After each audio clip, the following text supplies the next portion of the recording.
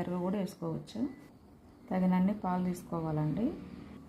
ఇవి జీడిపప్పులు అండి. జీడిపప్పులు ఇంకా వేరే కిస్మిస్లు కూడా కొన్ని యాడ్ చేసుకోవచ్చు. తగినంత నెయ్యి అండి, మన ఇష్టం, ఇది ఆప్షనల్. నెయ్యి వేసుకోవచ్చు, అది ఎవరి ఇష్టం వారిది. ఇదైతే ఇంట్లో చేసిన నెయ్యి. స్వామివారికి చేసేటప్పుడు ఆవు నెయ్యి మాత్రమే వాడాలండి. బియ్యము వేయించుకొని పెట్టుకొని మిక్సీ పట్టుకున్నాండి. నేను ఇందులోనే పంచదార కూడా కలిపి పెట్టుకున్నాను అనమాట. అది కూడా కొంచెం లైట్గా మిక్సీ పట్టుకున్నా, పంచదార అండ్ యాలకులు. జీడిపప్పులు వేయించి పెట్టుకున్నానండి. పాయసం ముందుగా పాలు మరిగించుకోవాలండి. పాయసానికి నేను 2 కప్పులు తీసుకుంటున్నాను పాలు.